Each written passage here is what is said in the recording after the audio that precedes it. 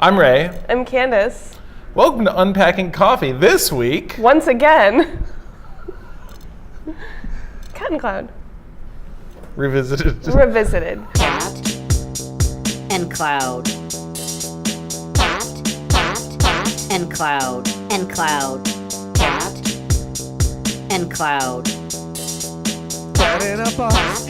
And Cloud. And Cloud. We're revisiting them because they are in residence at the Marzocco café in Seattle. Yeah, we want to do this legit. We're going to do it legit. Yeah. So, who is Cat and Cloud? My name is Jared Truby, and I am a co-owner along with my friend Chris Baca and Charles Jack, who's not with us, at Cat and Cloud Coffee.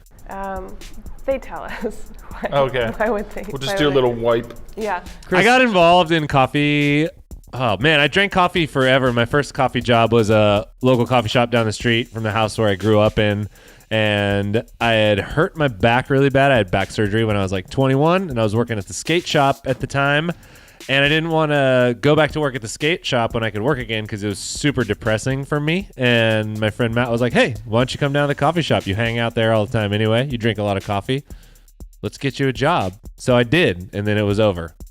Done. Boom. Got right into coffee. Got right into that espresso portafilter, and I extracted it. Full on melters. Full on. 58% extraction. Is that even possible? My dad loved coffee, and my grandparents used to drink it, and I liked the smell. And when I got back from college, I decided to stop going to private college on scholarship and move back to Chico, California. Scholarships, baby. I had a scholarship. Make that money, player. I never finished. So I came home and I had nothing to do, so I worked at a coffee shop and that my dad opened, and he was trained by Delanos, I believe, back in the day. The Big D. Yeah, dude. which I didn't know it was that was the coffee at the time. He told me far later, and I was like, oh yeah, I've heard of them. So I started making coffee with my dad, and then the rest is history. Just really loved the beans. Kenya Double A. Really End take me game. in. AA. Someone asked us that yesterday. What grade is the Kenyan? The right grade I'm is always the answer. Fucking A+, dude. I think they started working together by blogging about their ideas of coffee, and it kind of grew from there. They got started in about 2010. 2010 is when Jared and I started writing a blog together. We started working together around that time, and we always had really interesting ideas about how things should be done. We really like coffee, and nobody else fucking makes good coffee, so we're like, we're going to be the only good coffee company out there. Do you want to hear some of the things they're doing at their cafe? Candace, I'd love to.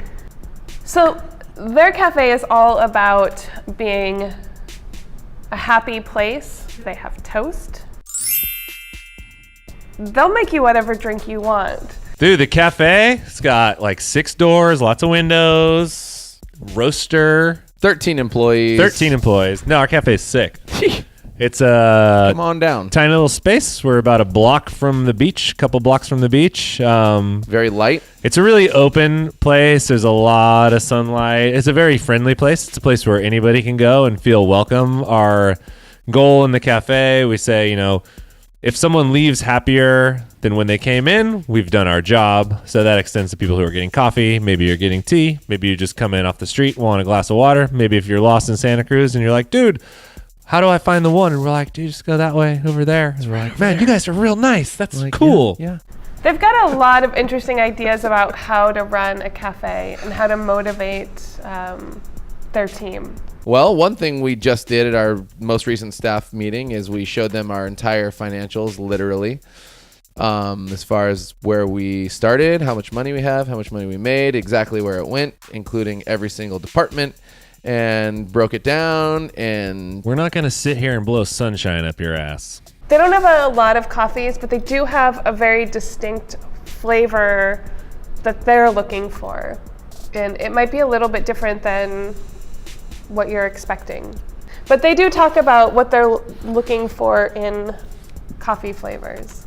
our tastes for us, see, here's the thing about coffee. Everybody's got their palates, and they never line up unless you work together for a number of years. So what Chris and I would probably say is we love coffee that's very sweet, which is true. Right. We love coffee that has a great finish, which is also true. And we like complexity.